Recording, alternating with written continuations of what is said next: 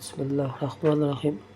Qur'onni xatm qilishning muddatlari bormi? Savol. Yaqinda Qur'on o'qishni o'rgandim. Uni xatm qilishning belgilangan muddatlari haqida bilmoqchi edim. Uni qaysi vaqtda tilovat qilgan yaxshi? Javob. Qur'onni o'quvchi tilovatni tark qilmasligi va bu ishda davomli bo'lishi lozim. Salaf ulamolarimizning Qur'onni xatm qilish odatlari turlicha edi. Ba'zilar 2 oyda, ayrimlari har oyda, boshqalari har 8 yoki 7 kunda Qur'on xatm qilib turishardi. Ko'pchilikning odati shu edi. 6, 5, 4 yoki 3 kunda xatm qiluvchi ulamolar ham bo'lgan. Qur'on o'qishni qaysi payt boshlab, qachon xatm qilish vaqti qori ixtiyoridadir. Masalan, Usmon roziyallohu anhu bir haftalik xatmlarida juma kechasi boshlab payshanba oqshomi tugatar edilar.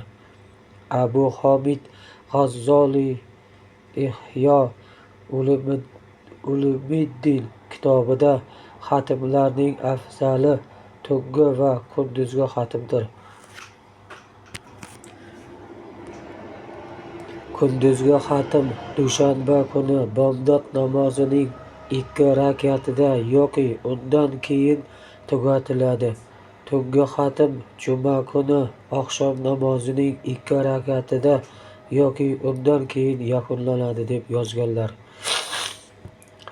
Qur'on tilovati uchun eng yaxshi fursat namozdagi vaqtdir. Namoz tashqarisida kechasi qiroat qilish yaxshiroq. Tunning ikkinchi yarmidagi qiroat kecha avvalida bo'lganidan yaxshiroq. Shom va qufton orasidagi tilovat ham suyuklidir. Ammo kunduzgi qiroatlarning eng yaxshisi bomdod namozidan keyingisidir.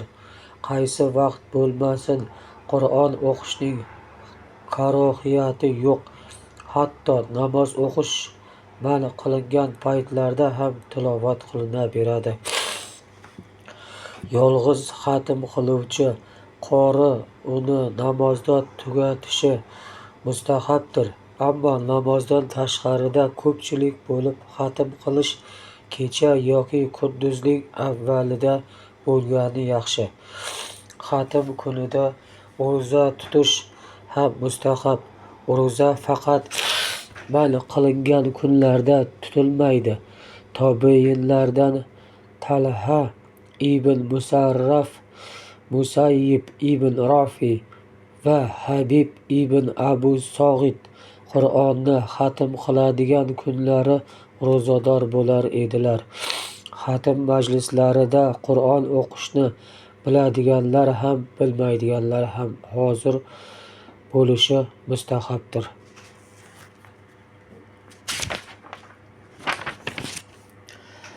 Qatoda rahmatullohi alayh aytadilar: Anas ibn Malik roziyallohu anhu qachon xatm qilsalar, ya'ni Qur'onni karimni o'qib tugatsalar, ahli ayollarini to'plab duo qilardilar.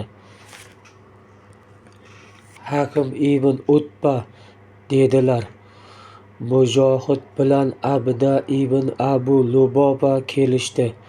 Ular: biz Qur'onni xatm qilmoqchimiz, chunki Qur'on xatm qilinganida duolar ijobat bo'ladi deb aytishdi. Ibn Abu Dovud rivoyati. Ba'zi sahih rivoyatlarda Qur'on xatm qilinganida rahmat yog'ilib turadi deyilgan. Qur'on xatm qilinganida tazarru va iltijo bilan qabul bo'lishiga ishongan holda duo qilish mustahabdir. Humayd Araj roziyallohu anhu aytadilar: kim Qur'on o'qib, so'ngra duo qilsa, uning duosiga 4000 farishta omin deb turadi. Imom Dorimiy rivoyati. Abu Musa Ash'ariydan roziyallohu anhu rivoyat qilinadi. Rasululloh sollallohu alayhi vasallam: Qur'onni yodlaganingizdan keyin mahkam tutinglar. Allohga qasamki, Qur'on arqoni yechilgan tuyadan ham tezroq qochadi, dedilar. Imom Buxoriy va Imom Muslim rivoyatlari. Anasdan roziyallohu anhudan rivoyat qilinadi.